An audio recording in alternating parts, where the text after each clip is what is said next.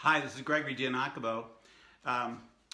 First I'll start off, this is about leadership, and I'm doing this as part of the BBS squad, Badass Brand Squad. The notes or the direction for the website is in my comments. It's an exclusive community of entrepreneurs that have been vetted and accepted into this club, Badass Brand Squad.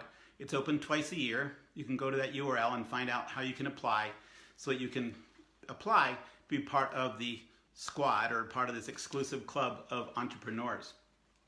Now, regarding leadership, leaders, they say, are born and not made. I don't think that's 100% true. I mean, maybe there's some people that just don't have the qualities or can't develop the qualities, but we all know that. I'll just speak about the US. I'm sure it works with other military too. In the military, they train up leaders, and they talk about training to be a leader. That means there must be things you can learn to become a leader, or certainly to develop your leadership qualities.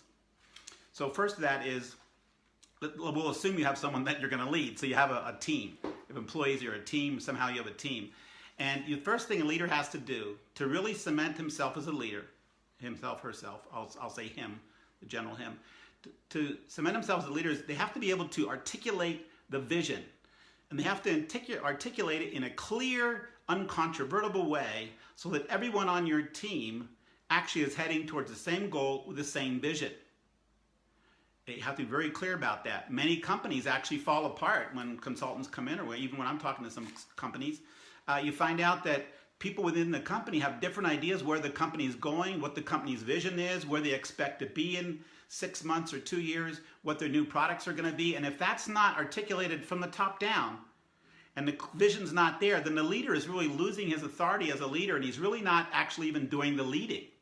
And when you articulate a vision, it has to be done enthusiastically. It has to seem like it's coming from inside the leader's bones. Now, a leader, many times, is not the founder. You can be a leader and not be the founder, but you somehow have to still articulate clearly and not have anybody above you contradict you.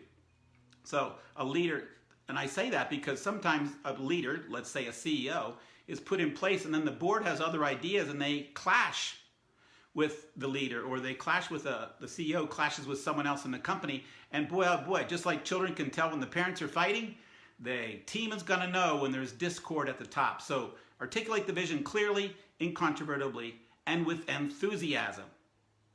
My son's in the military, and he's a leader quite high up now, and when he has undying loyalty.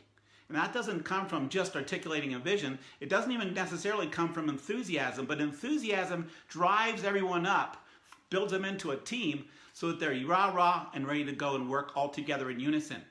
Now, bringing up the term loyalty, some leaders will say, and they'll say, I demand loyalty from my team. Well, I don't think you can just get away with that. You can't just demand it and expect to happen.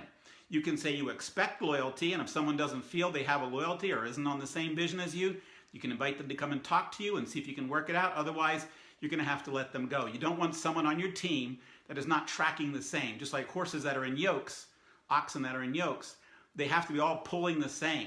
And if they're not, you're going to have a problem. Now, loyalty also sometimes is misunderstood because it's not like, I'm the leader, I'm the great leader, you need to be loyal to me. Some people have that attitude, and they might get away with it for a while. But that's not true loyalty. That's just like obedience. True loyalty, like they have in military teams, is reciprocal loyalty. I'll save your life at the risk of mine. You'll save your life, my life at the risk of yours. We'll do something for each other, even though there's high risk for us. We'll stick each other to the end. We'll stick together to the end. And that's what you want to build. You want to build reciprocal loyalty. That means you have to empower your team and build them up. You have to give them the tools and the resources. And unless they're entirely wrong, you need to stand by them. You can't just sacrifice one of your employees because one of your plans went wrong. All the other team is going to notice that. Believe me, the team is looking at you as a leader, and you will keep that job as a leader and be a definitive, strong leader as long as you demonstrate your loyalty to your team like you expect them to demonstrate loyalty to you. The other thing about a leader is we don't want to follow wishy-washy people. Again, like the military, when they make a decision, they don't sit around and discuss it. Guys, let's swim across the river. They don't say, well, I don't know, is the water kind of cold? And the other leader says, I don't know, maybe, should we swim across the river? Because what if there's alligators there? What if it's too deep? Wow, wow, wow. You don't want to follow an indecisive leader, because then you feel like someone's not really making the decisions and doesn't have the full information. So if you're not sure about something, don't open your mouth yet as a leader. Check it out and be sure that when you mention something to your team, that you can stick by it, and it's decisiveness. People want decisiveness. People want to know what the limits and the barriers are. They want to know that you're going to lead them through it, and they want to know that when you're following the leader, that the leader is not going to, disbandon them along the way or switch gears without telling them. So decisiveness is really important to earn loyalty and be a strong leader. And finally, I was saying my point is also that strong leaders wish for their team to actually accelerate, to grow up, to empower them.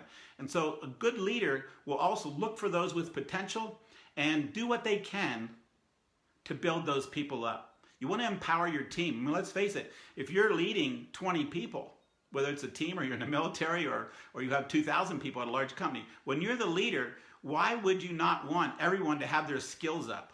We had a company where we were very keen about that. We gave a catalog, it was about a 38-page catalog, and it had hundreds of courses on all different kinds of things.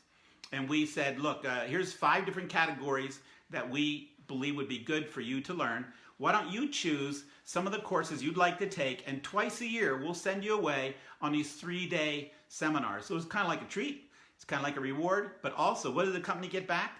The company got back increased skills in those people that took those courses. So there we built up some loyalty. Our employees could see, our team could see that we weren't just trying to milk them and send them home at 5:30 or 7 o'clock. We wanted them to grow and learn and be a better person too. And then with along that, if they demonstrated aptitude and capability, then they got a raise, they got more responsibility, and they kind of moved up in the organization. And when you have 2 employees, maybe that's a little difficult, but you can adopt the other points here to become a strong leader anyway. You might say, well, how can I be enthusiastic? I only have 2 people. You need to be just as enthusiastic as if you had 2,000. What about loyalty? There's just the 2 of us, and I went to high school with them. Don't count on that. This is not high school anymore. This is risking your livelihood, their livelihood as well. In fact, when you're a good leader, it's not just doing good for yourself. Listen, if I'm one of your 20 employees, I'm one of 20 people on your team, I want you to be an excellent leader. I want you to lead us to success. I want everything to work well because my livelihood's at stake. And if I see you cutting slack with somebody else, it's another thing. A leader has to be very fair across the board. If I see as a leader that somebody is not pulling their own weight, it's incumbent upon me to either do it myself or have someone that's in charge of that. At our other company, we had 72 employees. And so as president, I wasn't going to address everything personally. In fact, that would kind of not be correct. So I'd take it to HR, I'd explain what I see. We'd call in some people working with them to see if my assessment was correct. And when we felt we had a pretty good view on something, then we'd call in the employee, the person that seemed to be failing, and talk it over with them, see if we could discover what's really going on.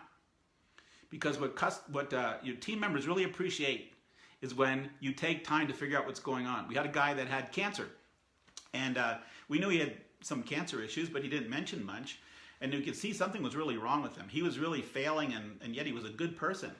Took him aside and talked to him and found out he had a very terrible diagnosis with cancer.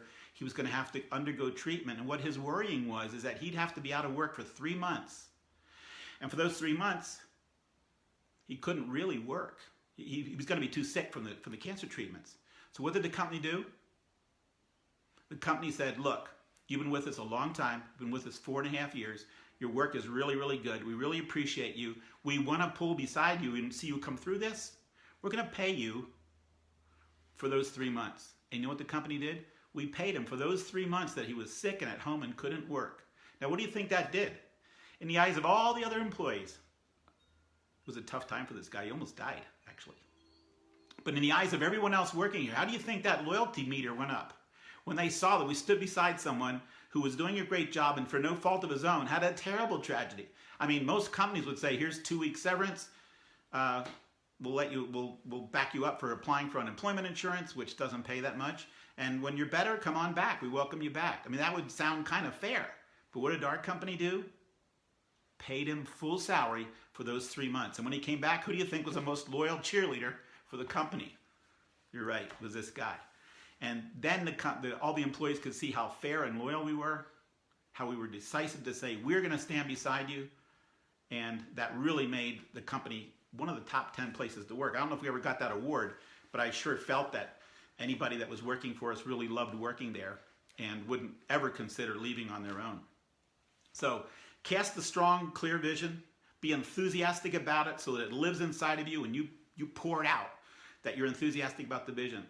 You have to be fair with everyone, and integrity and honesty is very strong. It's a very strong quality of a leader. They see you cutting corners, what do you think they're going to do? They're going to cut corners.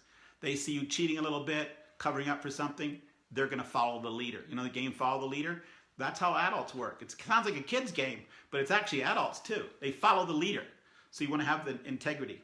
And then you want to demonstrate loyalty so that you expect loyalty back from them and they'll gladly give it. You can't grab loyalty. You can't, pour something on them. You can't demand loyalty. You can order them to do something, but loyalty comes from inside. And so when you're very loyal to them, you stand behind them, they'll be loyal to you. And then decisiveness, very important. That when you make a decision that you're not wishy-washy on it. They need to know that once you say, this is what we're going to do, they can basically put it in gear and go and do that. So those are my tips, and from experience too, different things that have happened. And that's what I would say about there's many qualities of a leader. In fact, there's many books written. You go to Amazon and you look for searches about leaders, there must be 16 pages of them. So leadership is it's a messy thing sometimes. And you have to make hard decisions. But when you make them, stick with them. So those are a few of my tips on how to be a good leader. You have any comments, please put them in the section below. And you have any questions you'd like to chat with me about anything, let's start a conversation. Thanks very much. Just to remember, this is part of the Badass Brand Squad, part of the BBS show. Very valuable. I urge you to look into it and apply so you can be one of the vetted, approved entrepreneurs in this exclusive club. Thanks very much.